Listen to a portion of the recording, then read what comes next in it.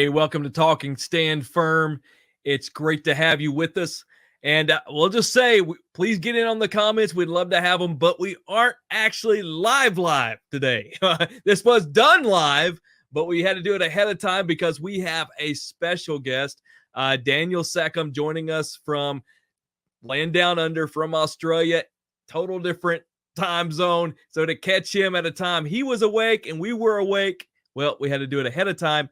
And also doing it early also because I'm going to be gone on our typical time of recording because my dad is retiring. And so we're celebrating him after 42 years of hard work, same spot. He's retiring. And check this out. We're having to cut the retirement party early so he can leave for a hunting trip. And so he's like not wasting no time jumping into retirement. But I'm just so thankful for my family, but thankful for my dad who set example of what it means to follow Christ, work hard. But because of his commitment, has allowed me to have the education I've had and to do what I've been able to do in ministry. And so just really wanted to celebrate him this week. So we're not live, but we're kind of live. It was recorded live, and we love your comments, and we love to go back to them and interact. And actually, I'm looking at all of the questions that came in last week as we had our guest, Nelson Walters. Wasn't that incredible? And I don't know if you noticed, I just sat back and let him go because I just knew that was going to be a powerful moment. But we have tracked all the questions and have them recorded. But as we interviewed our guest, Daniel took us over in overtime. And so we've got an extra long interview today. So I'm going to be short on the front end, but want to jump to that interview. And also, you've probably noticed it's just me. I know, but Sherilyn is out. She's still battling. She had a concussion earlier. And I think y'all heard the story. Concussion while we were doing the show. And she, at the beginning, she hit her back of her head, continued to do the whole show. She's incredible. What a trooper, but she couldn't hop on for the pre-recording. But I just really feel like, what we're doing at Stand Firm, of course, is something I believe in. That's what I've been doing. I've been doing this since 2014. Full-time since 2016.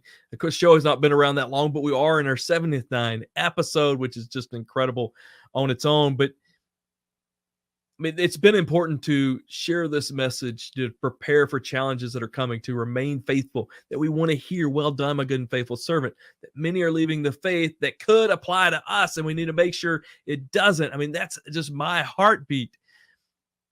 But I think in the times that we're in right now, and we want to help you navigate through them in truth. It's not about what I know. It's not about what our guests know. I'm so privileged and excited the guests we get to have and to hear from. I trust in them. But again, it's not them. It's not me. It's leaning into the word. And that's what we want to try to get right. I cringe at being called a prophecy teacher because I just want to be a pastor who's rightly dividing the word and helping people I love, you, walk through these times. And so that's all we're trying to do here.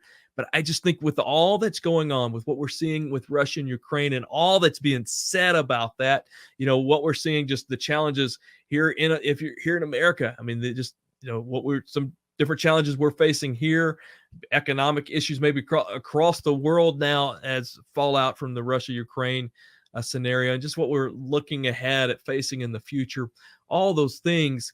How can we know in truth from Scripture what we're walking through? And Scripture doesn't talk about everything. And that's something we've got to be clear about, to say, I don't know. I don't know. It doesn't say. But what it does tell us, gives us a solid narrative of how things are going to wrap up in this age. And we can go the trajectory from that to where we're at and have a pretty good idea where things are headed. And I have full confidence in the word to say that. And just a lot of things that are being said that claims to come from Scripture and comes from prophecy about this battle, what's going on in the Ukraine, this Russian invasion. A lot of things being said are not true. And it just really breaks my heart because I'm seeing leaders who I think are great leaders who do great things with the word and with ministry, within their churches, within their programs, but are leading people astray. And so we want to lean into the word. And so we've had a lot of teachings. So I hope you caught last night, Thursday night, as we were walking through, as we do every other Thursday night, a teaching, we looked at identifying Gog of the Magog war, looked back at Ezekiel 38, and something I just think is fascinating. Thank you, Travis Snow, for bringing this out in your book, The Passover King. Thank you, our friend Nelson Walters, sharing this. But Gog is the first mention of that is not in Ezekiel 38. But if you go back to the older manuscripts, it's found in Numbers 24:7, and it directly attaches Gog as the Antichrist or the chief arch enemy of the Messiah when the Messiah comes to set up his kingdom. And so with that puts Ezekiel 38:39 happening at the end of this age. And I know, as we mentioned in the video also, we can jump, and we know in Revelation 20 it talks about Gog and Magog war happening after the millennial kingdom. And I think they're both. I think everything that happens at the end of this age, in a sense, gets repeated at the end of that age. I'm curious, and I don't know where we can document this for certain, but we know it's Satan working through Gog, through the Antichrist at the end of this age. It's interesting. I wonder how much to the forefront does Satan get to be in that final rebellion. I think it would really match how the Lord works if you see him working through a human entity on this side of the millennial kingdom and him revealing himself in that deceitfulness at the end. It's like proving mankind's rebellion to the Lord. I think it's what God does through these things. But I believe it's so important that we lean into the truth. And so this week, I hope you caught our teaching. If not, it's out there. Go check it out. Wherever you're viewing this, you can see this, especially at our YouTube channel at Stand Firm. Also, we are very active in our blog, putting out articles weekly, at least 2 a week. Some weeks it's going to be 3 a week. We've got great guests who are on board. And so every Tuesday, we're releasing an article just on prophecy, on standing firm, on the things we talk about here. This week, we looked at that issue of Gog being talked about in Numbers. And so if you'd like to read it a little more in depth than what you heard in the video, you can check that out as well. You can go to stanfordministries.com, resources, blogs. It'll take you there. Every Thursday, we're releasing one to parents. And you may say, well, parents, how does that get in the mix? Because I really believe as we look at the challenges ahead and talk about standing firm now, that we can put that within our parenting and really help this next generation get a jump on remaining faithful and walking through these times. And so real excited as we had our first guest, as we're bringing in a lot of guests that are going to write and be a part of our articles. And our first guest, Jessica, who just recently released a book on Jesus fulfilling the spring feast for children. Incredible book. Go check out the article, check out the book, get it for your kids. Just incredible. And we also are releasing a monthly article for pastors. And so through our Stand Firm Shepherds initiative. And so that's every 15th of the month. So that was this week as well. You can be sure to check that out as well. And so through that, we talked about pastors, you're already teaching prophecy. One thing that we don't realize, I can't wait to do some more teaching on this, but we talk about in mainstream Christianity, the resurrection, the coming of the Messiah. We look back at Old Testament prophecies and see how they interact in the New Testament, how they're going to project forward regarding the Messiah, regarding the resurrection. So we're already doing end time prophecy. We're just doing half of it.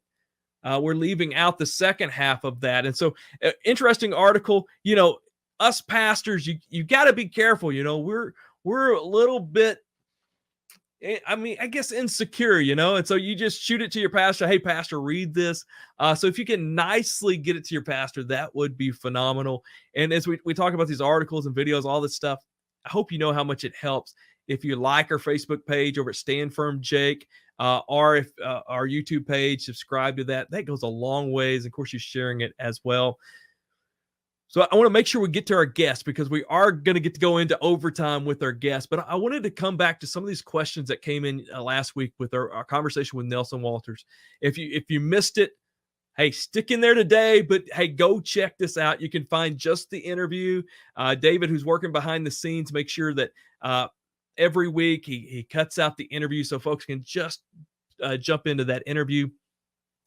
But we talked to Nelson about the mystery Babylon, the harlot. In Revelation 17, Revelation 18, we see this entity rise, and it talks about the beast, who is the Antichrist, in a sense, rising with this mystery Babylon. It's pictured in Revelation 17 of the harlot, mystery Babylon, riding on the beast. And eventually the beast throws her off and devours her and turns against her. And I think one of the things that we are so focused in, as we should, because the Bible talks so much about the Antichrist empire, the beast empire, showing it coming from a revived Ottoman empire, led out of Turkey today. Absolutely. But what we wanted to bring out with Nelson is, and he did such a great job with it, and our guest today is going to talk even more about this. But when we talk about Mystery Babylon, when we talk about the harlot there, it's another entity that already exists, that is rising. And in many ways, typically when we talk about Bible prophecy, we talk about the end of the age, a lot of times we're mixing things that would be attributed to the Mystery Babylon within Scripture with the Antichrist. And it's very hard to dissect that. And so some of the questions came in. I'm just so thankful for your participation, for your questions, because we're trying to work through and navigate that together. So one of the questions came in from Richard. Richard, again, we appreciate your question. And so Nelson started the conversation talking about how that the merchants, the great ones of Mystery Babylon, lead the world astray. Typically, our English translations will say sorcery or witchcraft, but the Greek word there is where we get the word pharmaceuticals. Pharmacia is the word there. And so Richard B had a great question, said, somehow this pharmacia has to do with the mark. And so to be clear, what he's saying is, so in Revelation 17 and 18, where it talks about the deception of the world by the mystery Babylon, by the harlot, is attributed to the pharmacia.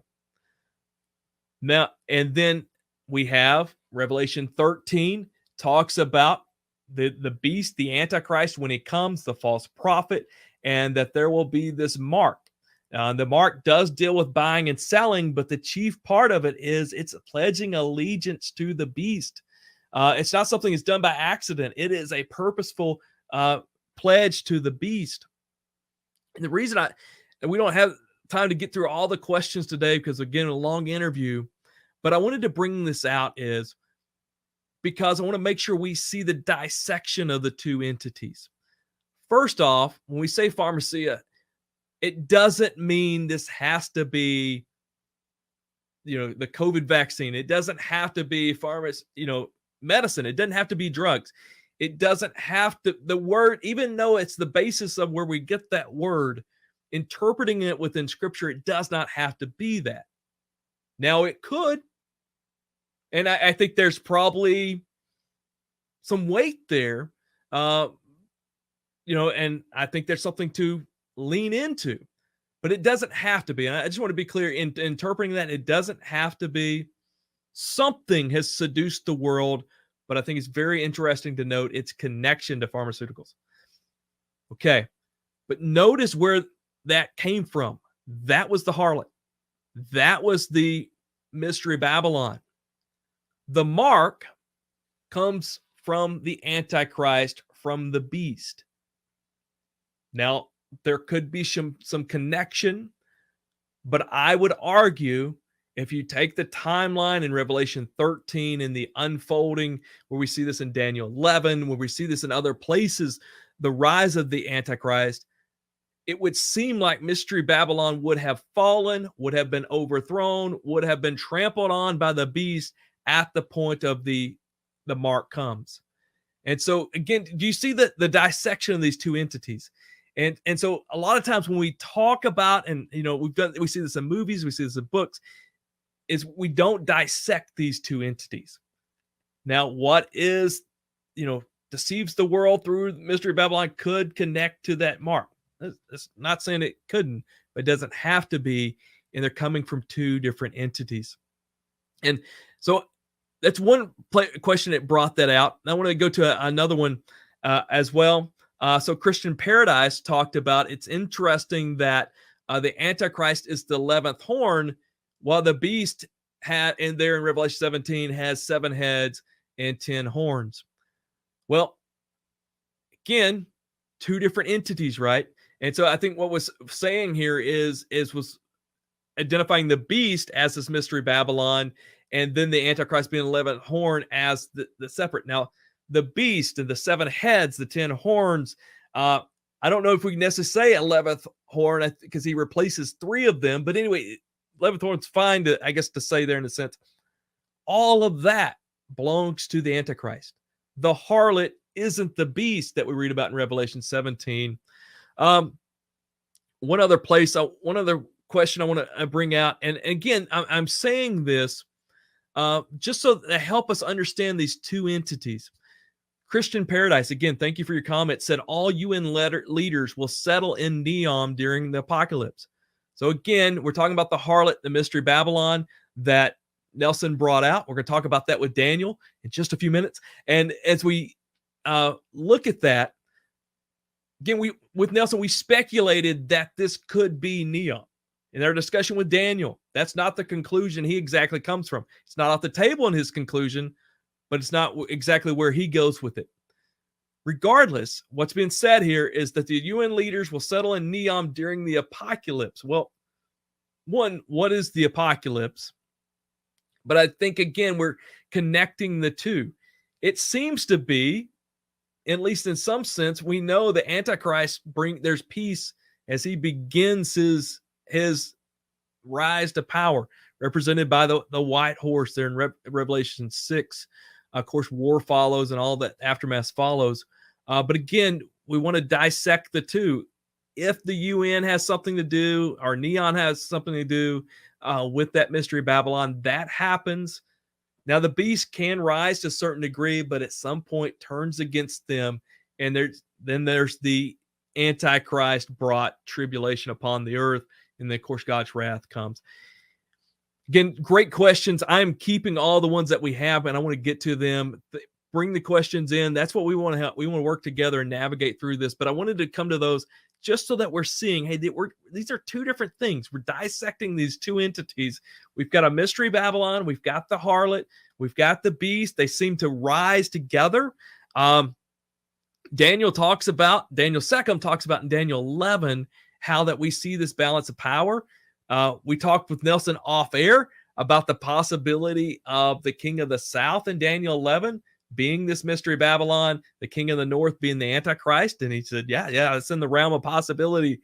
And so this idea of these 2 entities, but also coexisting at a period of time, but then eventually the beast trampling on and the harlot's gone and the beast carrying on. How much of the technology, how much of the harlot continues on with the beast, we don't know. But I want to go to these questions to see the 2 entities. Again, thank you for being a part of Stand Firm. Hey, like, subscribe. Incredible interview with Daniel. We did go a bit long, but I think you'll understand why we did, because it's incredible what he walks through. And so be sure to definitely check this interview out. And again, thank you for being a part of Stand Firm. You got to listen, got to check it out. It's amazing what we talked about with Nelson last week. Daniel brings in as well as we talk about these 2 entities, and especially focusing on Mystery Babylon, the harlot of Revelation 17 and 18. I am thrilled and honored to have our guest, Daniel Secomb, with us. We've had the opportunity to have him on several times, and every time I feel honored. So Daniel Secomb, you know him. I know I don't have to give an intro, but Daniel Secomb is a sought-after end-time speaker and teacher, ministering in various churches and conferences throughout Australia and the United States. He is the founding director of Israel, Islam, and End Times and Culture War Resources. And he is one of the #1 Facebook outlaws out there who's setting records. And I'm almost scared to have him on because I'm afraid it's going to get us bumped. But Daniel, it's so great to have you here. Absolute pleasure, Jake. Very happy to be here. Man, typically you're here in the States a couple times a year and get to see you, but I guess it's been since 2020, hasn't it?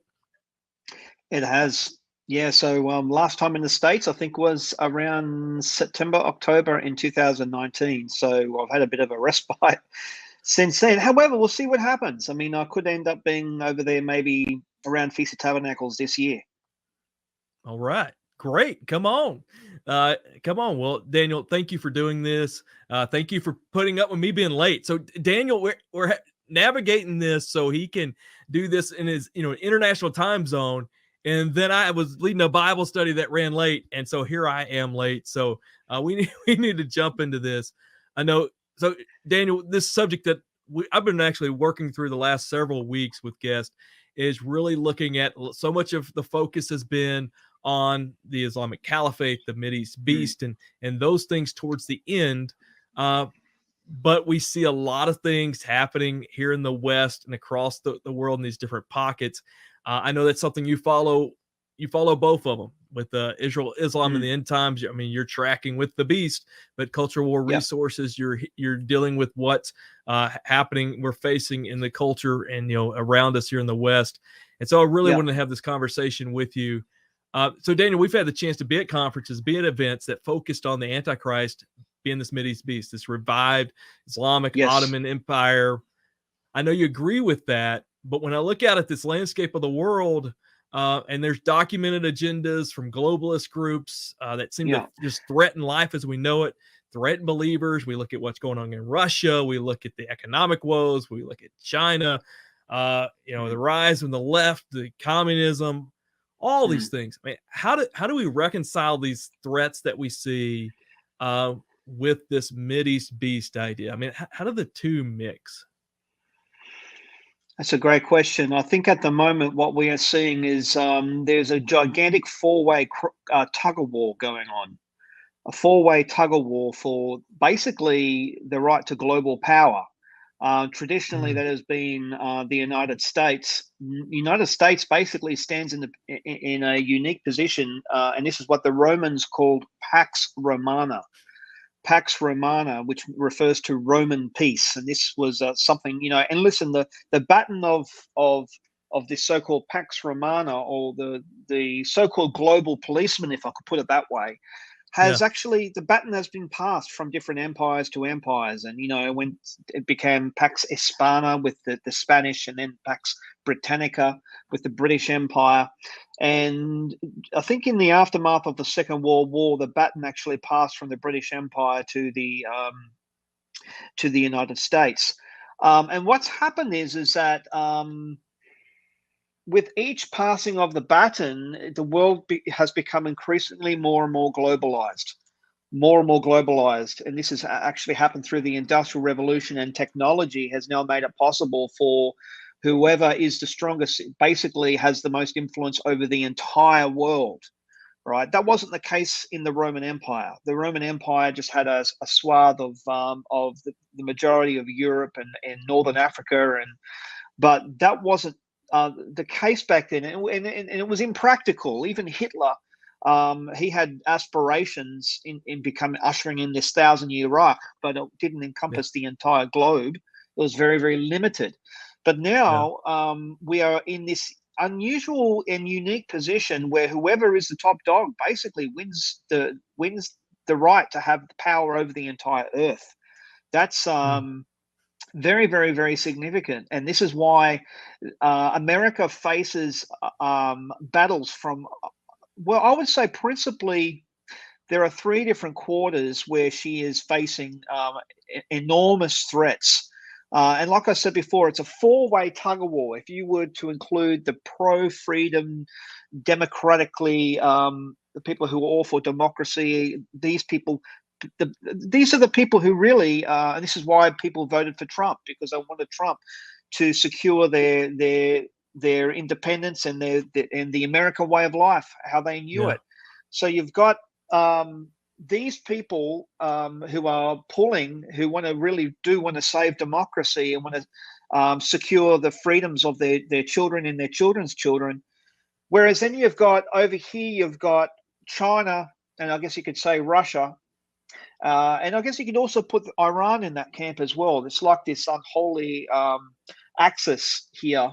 And then you've got the globalists, which I guess you could put Soros and Klaus Schwab and the World Economic Forum and the United Nations and a lot of these big globalist organizations, where they are very, very focused and very successful in their agenda of having power over the entire world. And then you've got Islam.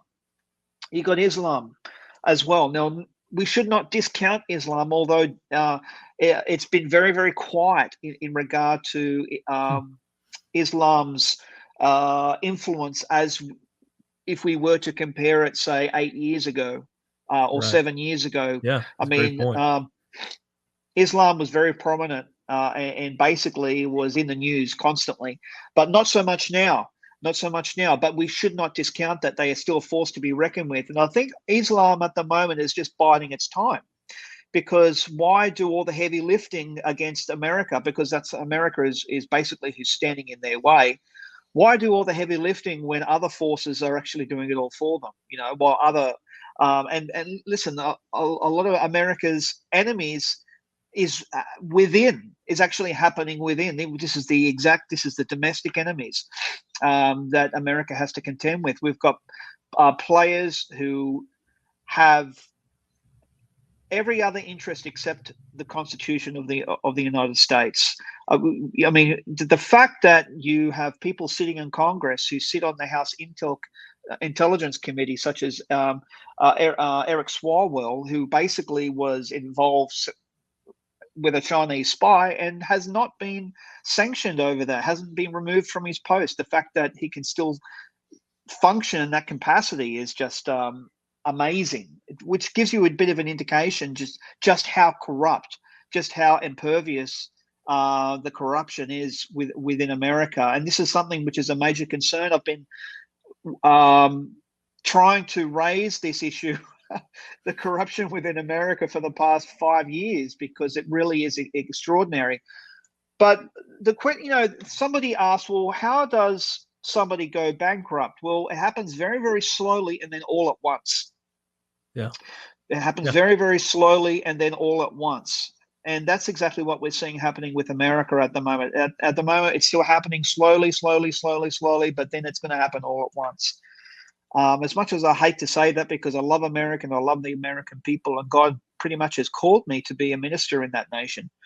But that is kind of where we're at. There's that four-way tug of war. And see, China and the globalists, and I guess you could say Russia as well, they all smell blood in the water. They smell blood. Biden is a weak and corrupt president. He's compromised. And Russia knows this. China knows this. Klaus Schwab and his cronies know this. And this is why they're flexing their muscles right now. They're trying to make the most of this opportunity.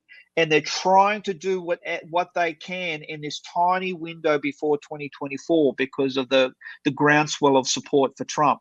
Biden has been an absolute disaster of a president.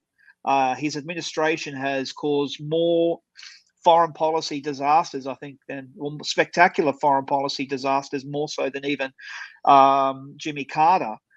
He is, and this is exactly why America's enemies are emboldened right now, and particularly Iran. Iran is becoming very emboldened, and this is to the great concern of Israel. I love that image you have of the tug of war, because that's really what's going on. I always love talking with you because you know more about the country I'm living in than I do, which I totally agree with you. God has called you to minister and to speak into what's going on here. So you say these things. I mean, where might these different entities fit in with biblical prophecy? I mean, I think we are a little more clear about the Islamic part of it, maybe, but what about the other areas of that? Well, I tend to believe that the Antichrist will be a Muslim. I think that there is the case for an Islamic Antichrist has tremendous merit. I think, and one who has actually looked at all the work that Bible teachers such as Joel Richardson has put into in regard to the Islamic Antichrist, his first book, and Mideast Beast, I think it still does carry a lot of merit. I think when you look at a lot of what Muslims are expecting in regard to their eschatology and how it lines up with our eschatology is truly extraordinary. So in that regard, I still absolutely do believe that the Antichrist will be Muslim. Now, what I think is interesting is that to really understand the geopolitics of the last days, you need to look at the political maneuverings, in particularly in the book of Daniel and Daniel 11. In Daniel 11, you see a lot of political maneuverings in regard to what's going on. And what I think is interesting is that the Antichrist basically gets into his position by usurping, basically takes out whoever is above him, and he usurps their position. So it sounds like a bit of an assassination kind of a thing, but that's why I think Paul says in Thessalonians, he says, until, the man of lawlessness will not be revealed until the great rebellion takes place. I know other translations say the great falling away, but I think the NIV rendering of great rebellion is actually more accurate, and I think it actually is more consistent. I think, so I do believe that Islam, or this particular Antichrist, will rise to the world stage, but it will be after a period of great upheaval. A great upheaval. I think that's what I can ascertain from what Paul says in regard to the great rebellion, and then he will be revealed. I think he's waiting in the wings. He's waiting for the right opportune moment, and he's got people who are prepared to back him. But he's got people in front of him, and he's just biding his time. Now, does this Antichrist, is he going to come out of the unholy axis with Iran, Russia, and China, or is he going to be more associated with predominantly just with the Islamic camp, or is he going to have something to do with the World Economic Forum? Well, I think that's interesting, and I just want to put something out there, which is basically me being speculating. Yeah. All right. Yeah. So I'm speculating, and look, I know that there are others that hold different views on this, but I think about the four beasts, particularly with Daniel's vision and Daniel 7. And I think it's interesting that there are four beasts. And at the moment, you might remember when I said there is a four-way tug-of-war going on right now. Yeah. So, there is a bear. Now, look, a lot of people disagree with me when I say this. A lot of people think the bear is Iran or such and such. But I tend to take the traditional view. I do. I think God actually gives us imagery because he knows that on face value, for many of us, it will be obvious. He wants to try and make it as obvious as possible for us in the last days. He doesn't want it to be like an intense cryptogram where you have to have, he wants to make it obvious for everybody.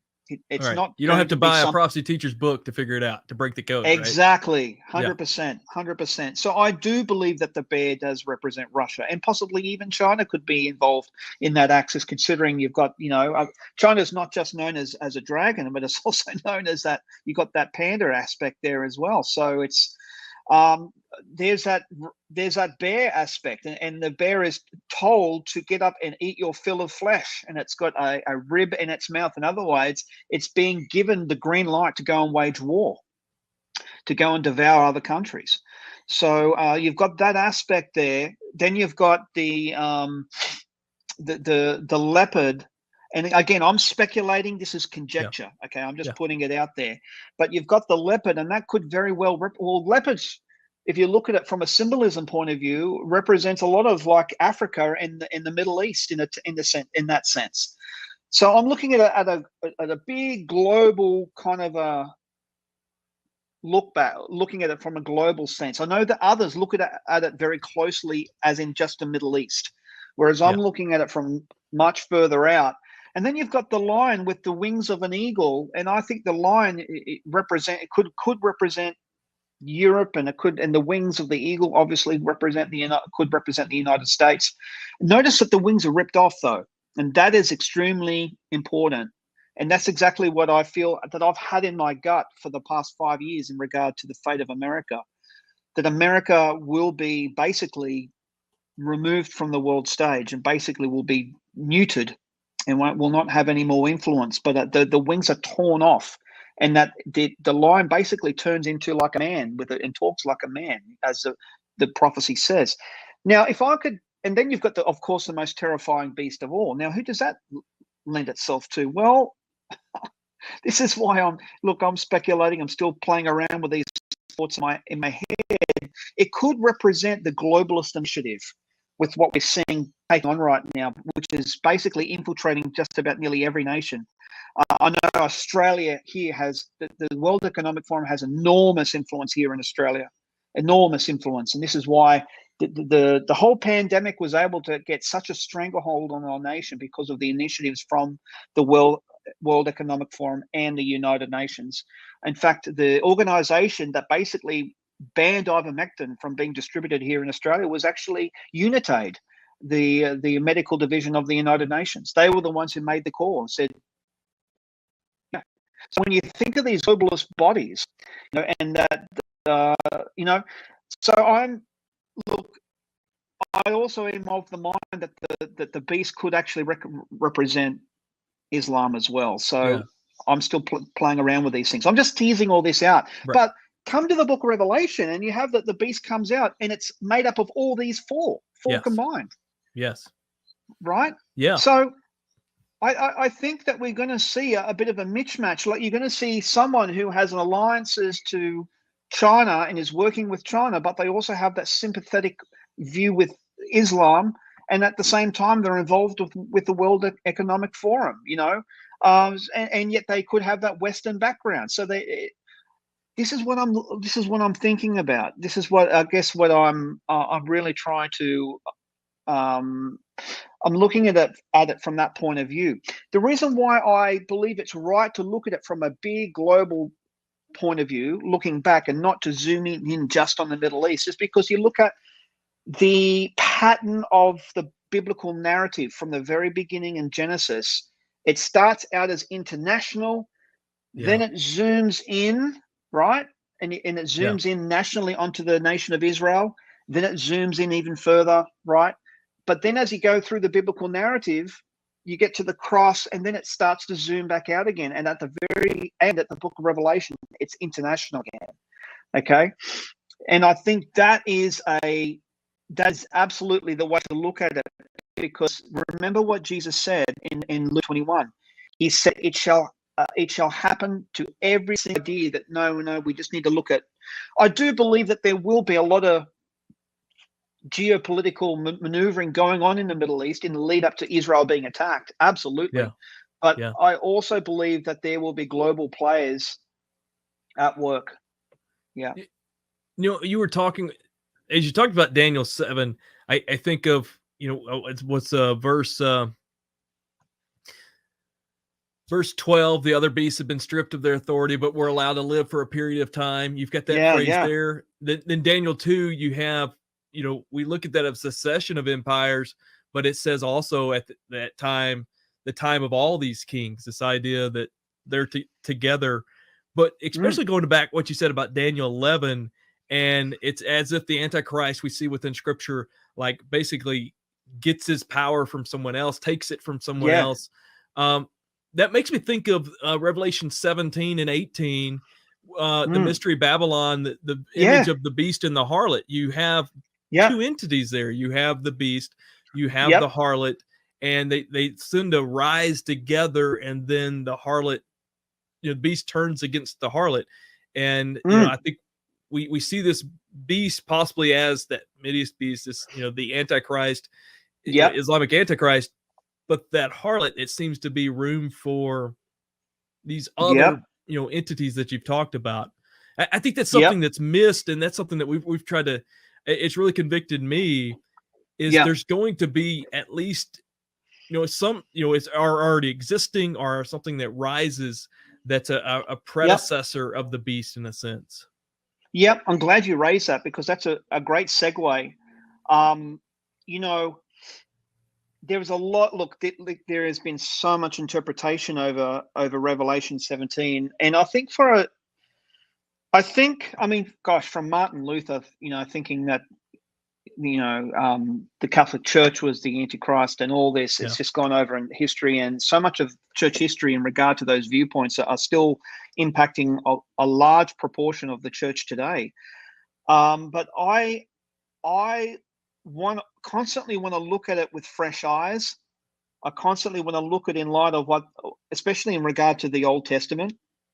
What does the Old Testament have to say? There are over, well, some say 300. Conservative scholars say 300. There are other scholars that say over 500 references from the Old Testament referring to the book of Revelation.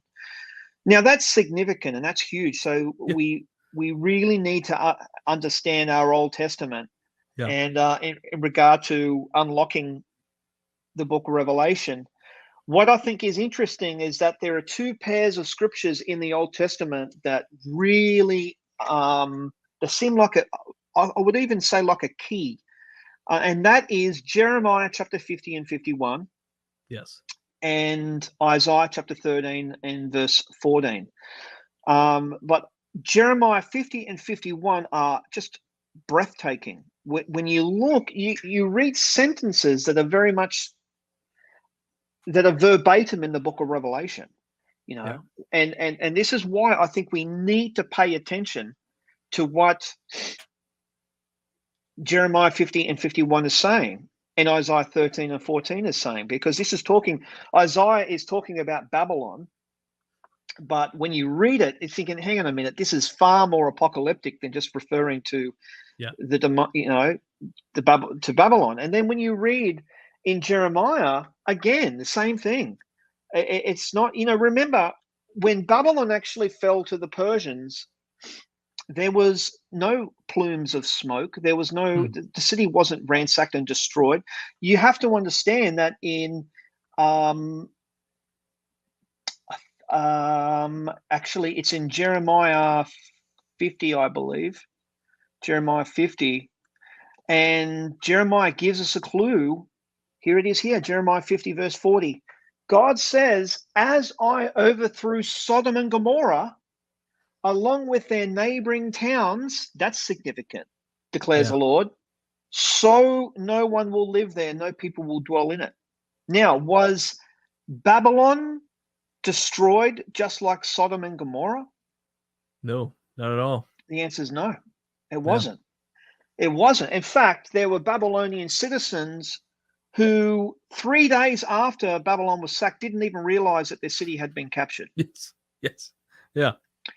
They didn't even know, because it was done with such stealth-like precision. Yet the prophet Jeremiah and Isaiah, when they're talking about this future Babylon, and I would even say a daughter of Babylon, if I could put it that way, a daughter of Babylon, John picks up on this as mystery Babylon. And I think there are some really strong clues that give us a bit of an indication on this particular identity.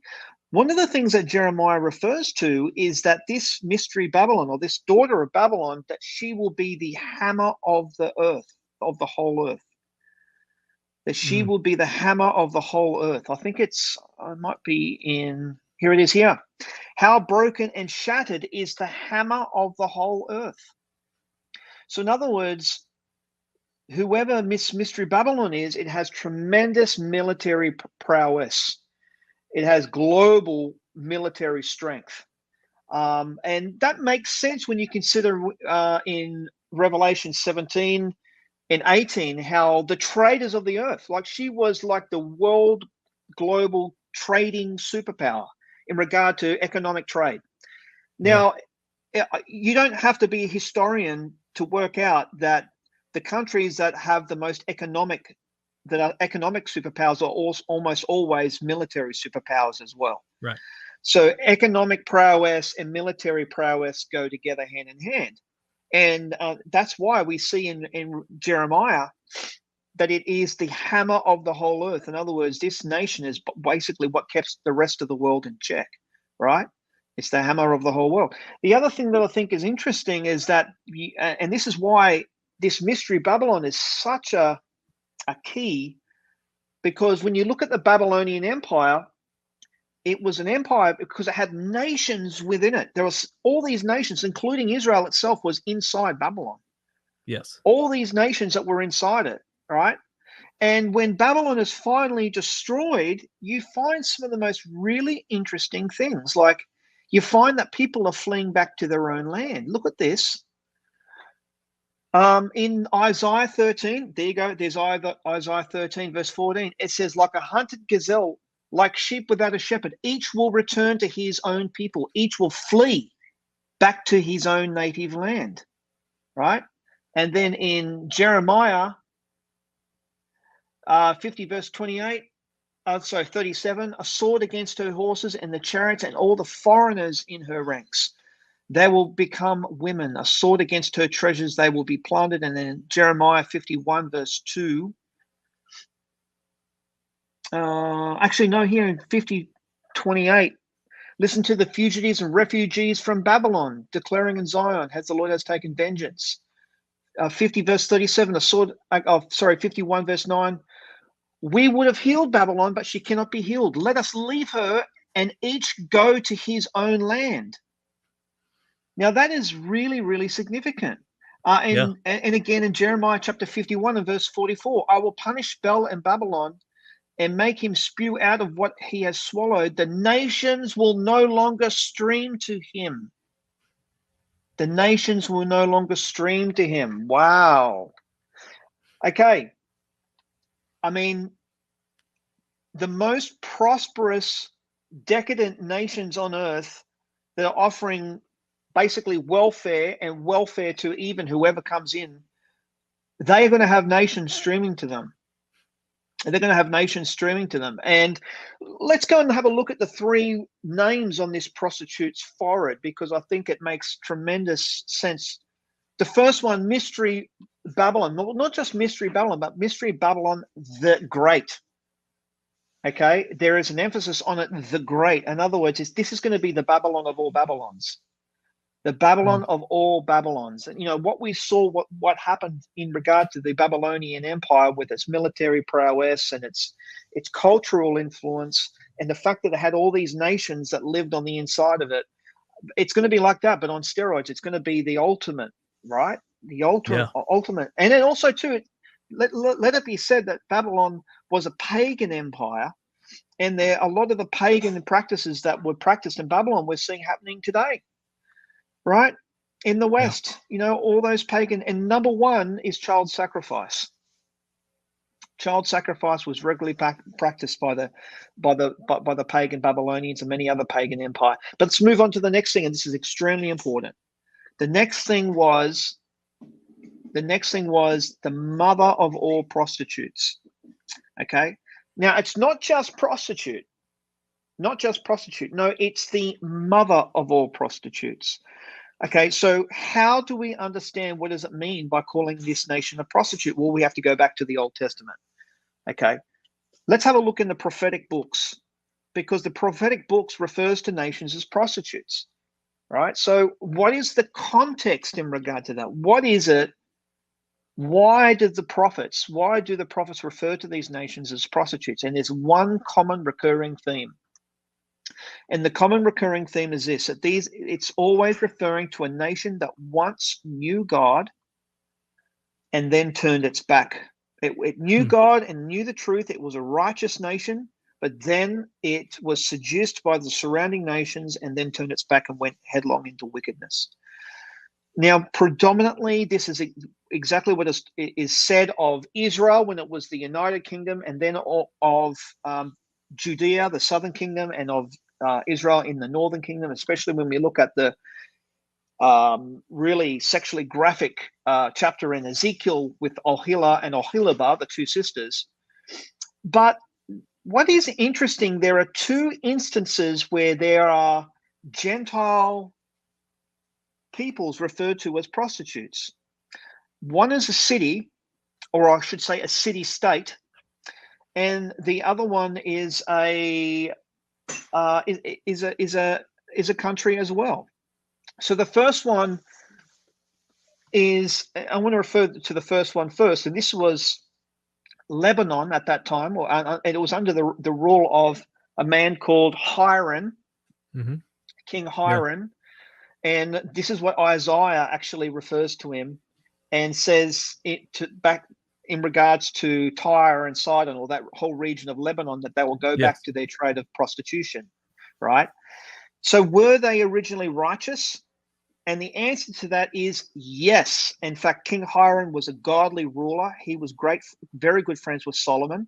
In fact, he was the one who supplied Solomon with the cedar wood. They would put it on the rafts and send it down. Hiram was a believer in Yahweh. And so he loved God. But what happened is that the nation became wicked. And that's when you have Isaiah rebuking King Hiram and saying that they're going to go back. They're going to become basically a prostitute. The second time of a Gentile nation being referred to as a prostitute is interesting, and you find that in the book of Nahum, when the prophet Nahum rebukes Nineveh, the city-state Nineveh, and says that you have become a prostitute. Now, did Nineveh used to be a righteous city? And the answer to that is yes, Jonah. Absolutely. Sorry, I beat the punchline. Yes. That's all right. You didn't steal my thunder. I think the thunder was being heard already. Yeah. But the 140 years prior, God raised up Jonah to go to preach to Nineveh, and they repented. And they were a righteous city. Lasted approximately 140 years. 140 years.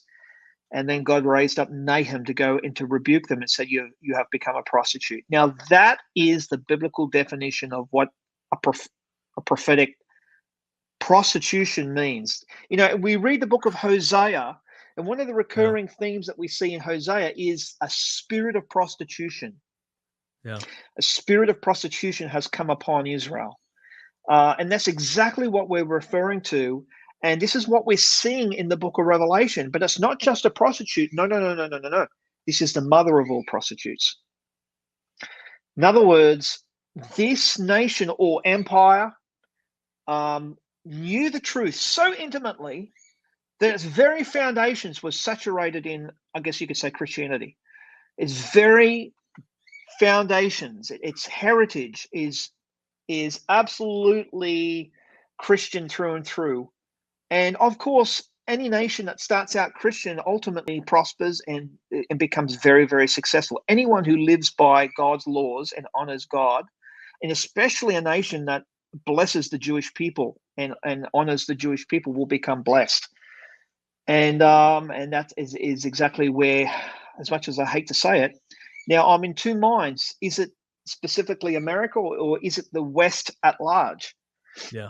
And that's where I'm wrestling over that. I think it could, well, all of the villain nations, if I could call them that way, are focused on bringing down the power of one particular nation, and that's the United States.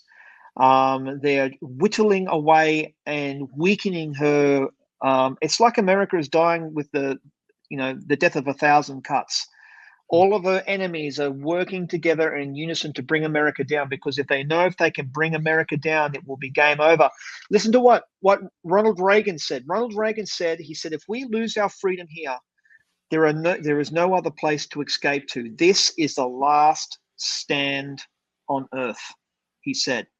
Now, Jake, this is the sobering realization of this. In fact, I'm kind of getting ahead of myself because I didn't get to the third name on the prostitutes. Let me address that first quickly. Okay. Yeah. The third name just simply means the abominations of the earth. Now, there is one particular, the West. Not only is it practicing these abominations, but it is celebrating these abominations and championing these abominations as if they are virtue. Yeah. So the more you embrace homosexuality, the more you embrace transgenderism, the more virtuous you become. That's how wicked we are, where we are at right now. That's where we're at right now. And I should add, this is why we are seeing this incredible madness, like the madness that has come upon us, where we have completely lost our collective minds, to the point that other nations watching on are basically laughing. In fact, I'm thinking there are African nations that call it the Western disease. They call it the Western. Oh, that country's got the Western disease. That's why they've gone mad. That's why they can't tell who's a boy and who's a girl, right? And yeah, exactly. And they're making it the laws of the land. They are making it the law of the land. Now, does Jeremiah 50 and 51 have something to say about this madness, or Isaiah 13 and 14? Yes. In fact, if we were to go to Jeremiah 51, I would like to read this to you. This is in Jeremiah 51 and verse 6. It says, flee from Babylon. Okay, we also see that in Revelation 17 and 18. Run for your lives. Do not be destroyed because of their sins. It is time for the Lord's vengeance, and he will repay her for what she deserves. Babylon was a gold cup in the Lord's hands. She made the whole earth drunk. The nations drank her wine, and therefore they have now gone mad. They have now gone mad. Babylon will suddenly fall and be broken. Wail over her. Get balm for her pain. Perhaps she can be healed. Right? And that is hope for those who are faithful in the midst of all this. Yeah. You know, because, and this is what I was leading on to this before, but I believe, Jake, and this is the sobering realization, we are going to go from a world of predominant freedom and pockets of totalitarianism. And when the Great Rebellion takes place, and there's going to be that huge chaotic moment in time in which there will be, the globalists will basically seize power, and America will basically be relegated to, will basically be removed from the world stage. We're going to go from a free world with pockets of totalitarian to a totalitarian world with pockets of freedom. There's going to be an inversion of that, and it kind of reminds me, you know, if I were to ever get an example from popular culture on how that would look like, and please forgive me for the Star Wars reference, but yeah. I'm not sure if it's episode 2 or episode 3. It might be episode 3, but you might remember there was that time, pivotal moment, where the emperor executed a particular order, and then all the ones who were basically secretly aligned with the emperor turned on the good guys, and everything shifted. And everything shifted. And then all of a sudden, the entire world, the entire galaxy was then totalitarian, and then there were outposts of freedom, rebels, you know, and that's exactly where I see that where we're heading. I do believe there will be a point of great upheaval, and that could coincide with the destruction of American cities. Many American cities will be utterly destroyed. And when you think about it, it makes sense with what Jeremiah actually talked about when he talked about Sodom. He says, as I've overthrew Sodom and Gomorrah along with their neighboring towns, declares the Lord, so no one will live there, no people will dwell in it. And when you look at it that way, it also makes tremendous sense when you look at it in Revelation 17, and you see that the beast and the 10 horns you saw will hate the prostitute. They will bring her to ruin and leave her naked. They will eat her flesh and burn her with fire. Right? For God has put it into their hearts to accomplish his purpose by agreeing to hand over to the beast their royal authority until God's words are fulfilled. Interesting, Jake, we just talked earlier about how Daniel's vision of the beast and how the beast gave their authority over. We see the same thing here. See the same thing here. So sobering. Can you give us, from an outside the United States, how much of you talked about the maddening, I mean, you know, sexual immorality, mean, how much do we Mm. export to the world? Yeah. Can you give us Well, an as an idea what that looks like? Well, I think for me as an Australian, okay, because I'm on the outside looking in, see, Yeah. and it's hard for Americans to comprehend this. I mean, if you were to ask someone what water is like, you don't ask a fish. Right. Exactly. Yes. You don't ask a fish.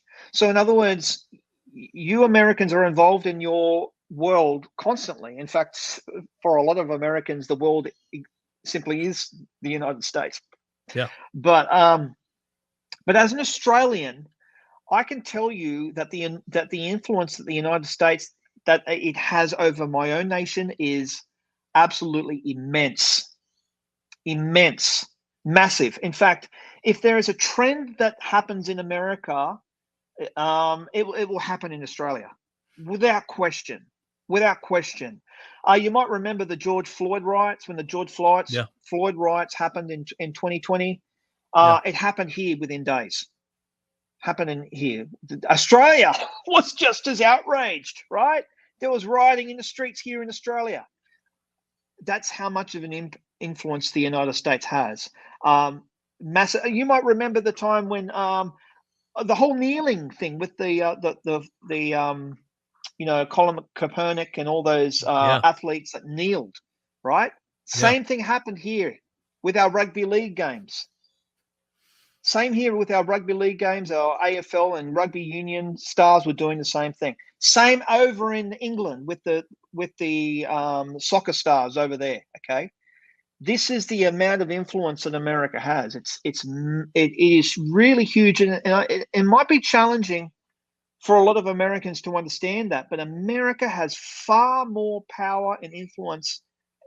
A lot of people don't realize that America is probably, not only is it the world's greatest superpower right now, but it is the most powerful superpower in world history.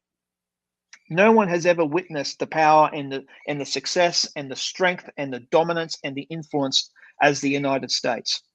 And this is why I think a lot of Americans, they don't like to see America as anything in biblical prophecy, because they kind of are underwhelmed with American exceptionalism.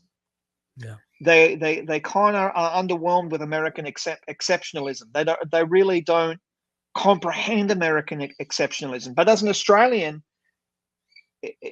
American exceptionalism is unprecedented. It is massive, huge. It influences the world. If America coughs, the rest of the world catch a cold, if I could put it that way. And that's how much influence that they have. And this is why I believe that if America were to falter and to fall, the consequences on the world stage will be simply unfathomable. And I want to read to you a quote, which I think is very, very interesting in regard to the implications of America departing the world stage. So, Elder Ignatius of Harbin, he said, "What started in Russia will end in America." He said, and he's referring to what the Bolsheviks did in Russia. Abraham Lincoln said, "We shall nobly save or meanly lose the last best hope of earth." Now, Karl Marx said this. Now, Karl Marx is not a prophet, but he had incredible insight into geopolitics and economics. But well, listen to what he says. He says, "Wipe North America from the map of the world, and you will have anarchy, the complete decay of modern commerce and civilization." Karl Marx said that. Now, Daniel Webster said something similar. He said, "Hold on, my friends, to the Constitution and to the Republic for which it stands. Miracles do not cluster, and what has happened once in 6,000 years," he's referring to the American Republic, "may not happen again. Hold on to the Constitution, for if the American Constitution should fail, there will be anarchy throughout the world." Wow. As you talk about this influence, it just sounds like America could have been a golden cup in the hands of the Lord. Yeah. To wield Yeah. so much influence. Yeah. Yeah. And In miss that fact, opportunity. yeah, I saw an article in the Daily Mail, and it was basically talking about how America is exporting wokeism, and how there was a universities in Paris, I think it was, and some of the academics are up in arms because they're seeing the infiltration of American wokeism, right? Infiltrating their academia. And I think I also saw another. I did see another one as well, where I think it was actually referring to. I'm not sure if I can find it, but again, it was saying that how America should be proud of the fact that it's exporting its wokeism to the rest of the world. Yeah, so there you go. Incredible. Daniel, we've gone into overtime. I just want to savor every moment we get the chance to visit and talk through this. Okay, if we could go in a bit of a speed round, because I want to get your thoughts on a few of these things you've mentioned. One, I mean, we talked a little bit about what the U.S. exports, and you're talking about the wokeness here.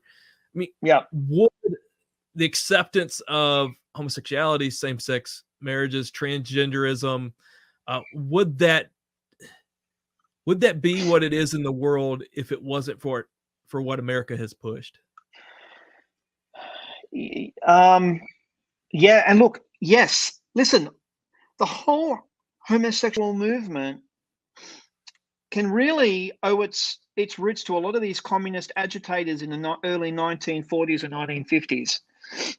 In fact, if you, a lot of the huge push for homosexuality really came off the back from a lot of the neo-Marxists, such as, well, I would say Frankfurt School academics that came across from Germany in just leading up to World War II. In fact, the number one person would be Herbert Macuza. Herbert Macuza wrote a book called Eros and Civilization. And in his book Eros and Civilization, basically he wrote that man is not truly liberated until he is sexually liberated.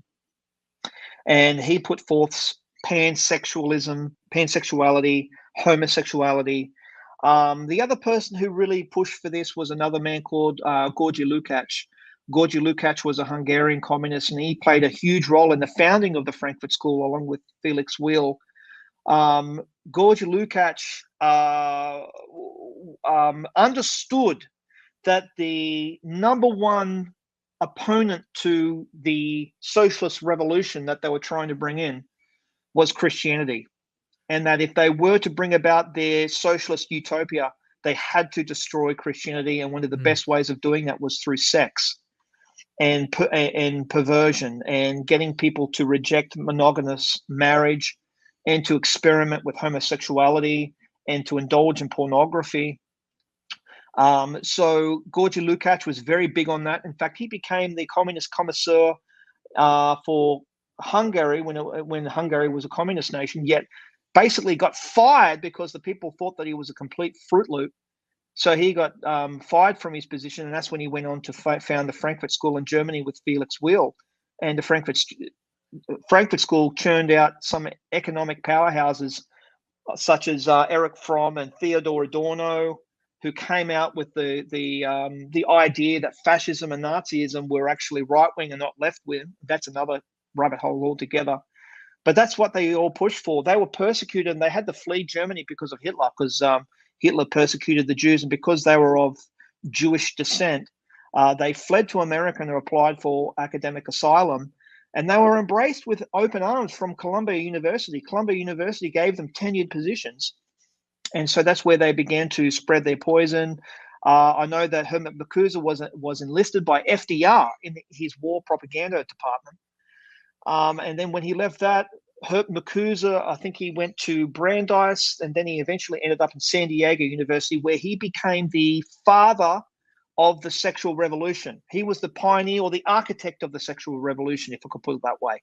So he was the one that basically collaborated with a lot of the cultural icons in the 1960s, and really pushed. And in fact, a lot of the people who actually performed at Woodstock were actually Macuza's understudies. Basically his apprentices. In fact, the whole term "make love, not war" was Macuza. That was him. He made that. He came up with that, and he basically pushed that. So it just goes to show. I mean, Macuza was basically the George Soros, but of that particular generation. He basically had an enormous influence in the cultural and academia, and America is still reeling as a result of that, and is still dealing with the consequences of that. I actually just found, Jake, I'm not sure if I can actually, here it is. I actually found that little, that thing. Let's see if I can share my screen to see if you can actually see it. Can you see that thing on your screen? Yes. Can we throw it in there, David? It says the woke movement could be the next. Got it.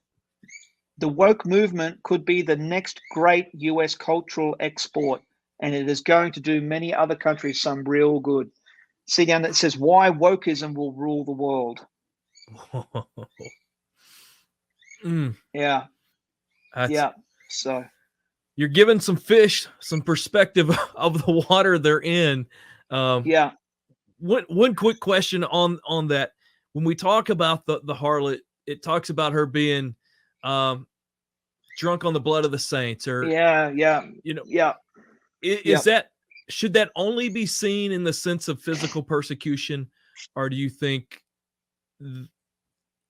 is there room for other things, or is this something that, hey, the verdict's still out, watching this may take place? Well, just look at what's happening right now. I mean, who is it that the cultural elites are waging their war against? They're waging their war against Christians and churches, because these people are the last bastion to a free society. They know that if they can attack Christianity and remove Christianity, they've got their socialist revolution handed to them on a platter. So we stand in the gap between the free world and tyranny.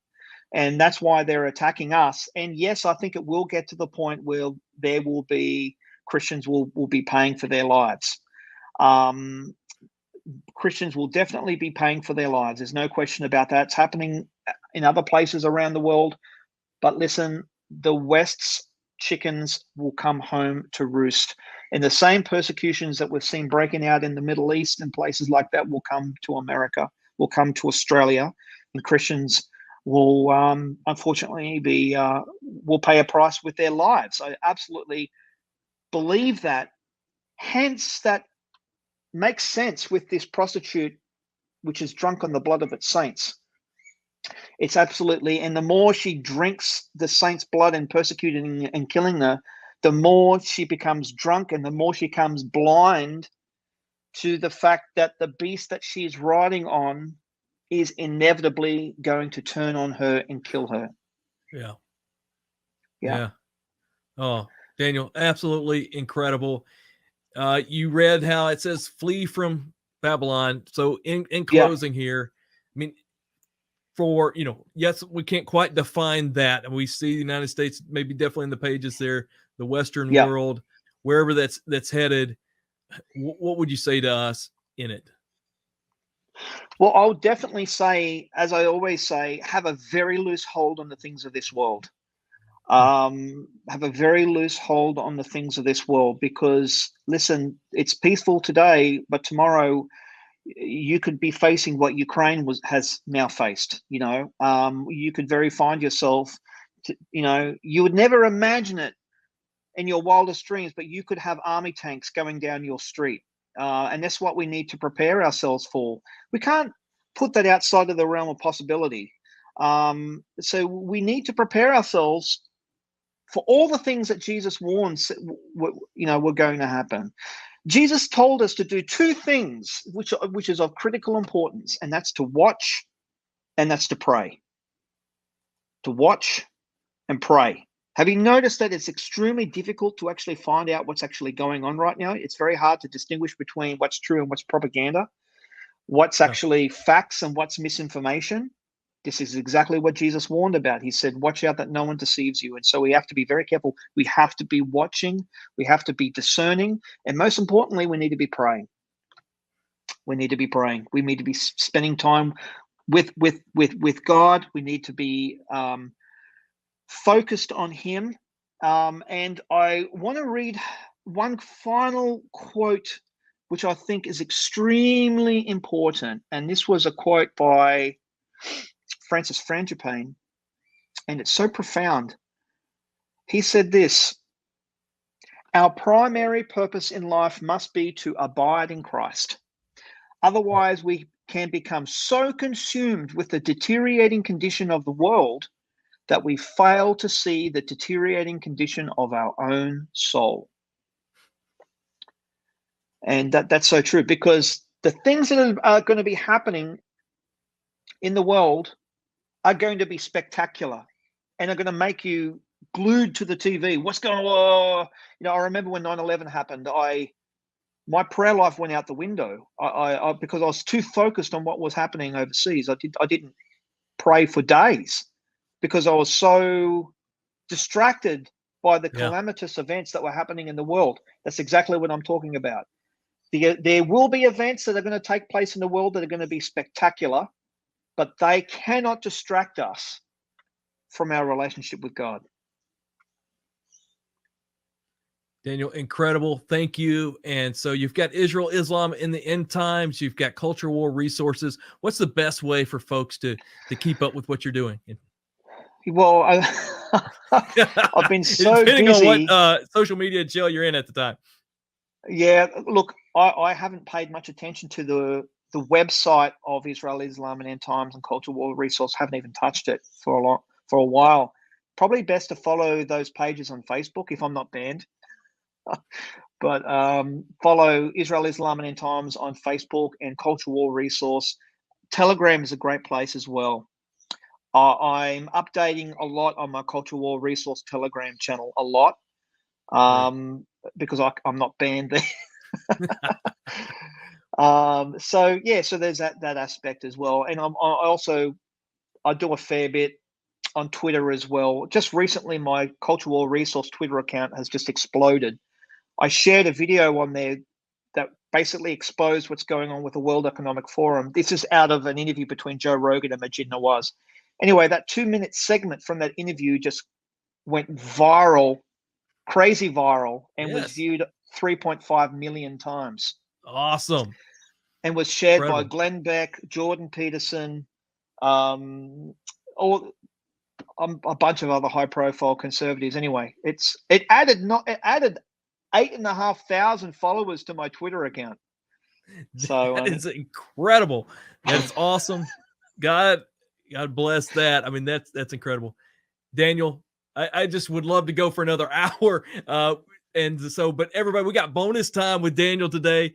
And so this is so good. Daniel, thank you. Everybody, thank you for tuning in. And Daniel, I hope you'll stick on for a minute. I'd like to say I'll say goodbye to you offline. But everybody, thank you for being a part. See you next week.